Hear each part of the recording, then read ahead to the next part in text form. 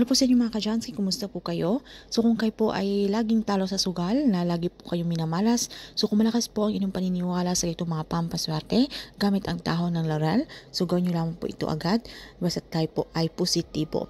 So wag pong lahat, inais ko lang po i-promote sa inyo, para po sa mga gusto ng mga pampaswerte, sa inyong mga negosyo, sa inyong mga trabaho, sa inyong mga career, o kung kayo po ay mahilig maglaro ng anumang uri ng sugal, meron po tayong pampaswerte dyan. Para po sa mga interesado ay mag-PM lamang po kayo sa akin. So, gawin niyo lang po ito sa umaga between 6 to 8 a.m. Ito po yung pinaka-perfect timing para gawin po natin ang anumang ritual. So, kinakailangan na gawin niyo po ito na wala po mga distraction, na hindi po tayo minto-hinto, hindi po tayo lumingon-lingon para hindi po mawala ng bisa yung ating gagawing ritual. So, dito po sa dahon ng laurel mga Kashansky, meron lamang po tayong isulat ng mga sacred code number o mga lucky number na ibig pong sabihin nito ay tayo po ay lapitin ng swerte sa anumang sa sugal na atin pong sasalihan. Or pwede din po kung meron po tayong gustong i-manifest sa usaping pananalapi. Okay? So 541777. Isulat nyo lamang po iyan sa dahon ng laurel at pagkatapos inyo lamang po itong sambitin itong orasyon na ito sa umaga. Okay? Ad infinitum alalum. So ito po ay gawin nyo po ito sa umaga, sambitin ito ng 3 beses habang hinihimas nyo po itong ating dahon ng laurel. Then pagkatapos mga Kashansky, pwede nyo po itong ilagay, itong ating dahon ng laurel sa inyong mga pitaka. So ito po yung magsisilbi yung good luck lucky charm para hanggang sa mangyari po yung ating gustong i-manifest. So pwede nyo po itong gawin every day, basta't umaga lamang po, okay? Himasan nyo lang po at saka sabitin nyo ang orasyon na ito, okay? Hanggang sa mangyari po ang inyong inaasam.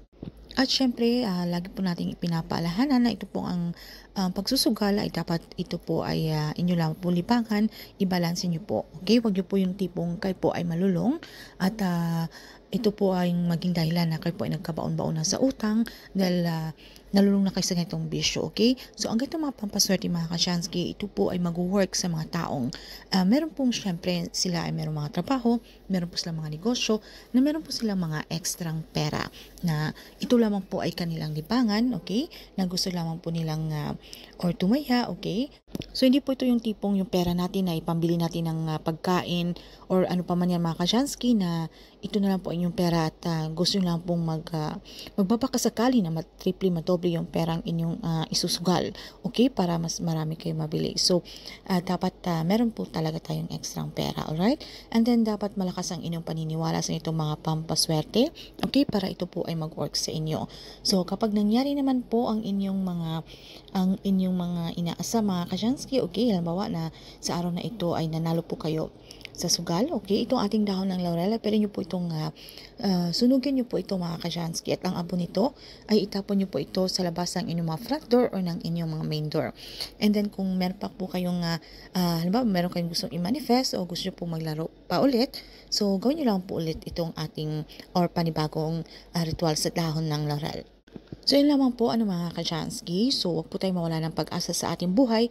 Kung meron po tayong mga problema, mga pagsubok na tayo po ay talagang minsan nawawala na po tayo ng pag-asa. Dahil sa oras na yan, na malay po natin na tayo po ay sinusubukan lamang ni universe o ni God mga Kashansky. Dapat tayo ay magpakatatag at huwag po tayong mawala ng pag-asa na wala na po tayong gagawin. So kailangan mas lalo pa po tayong magsumikap, alright? Gumawa po tayo ng paraan o solusyon.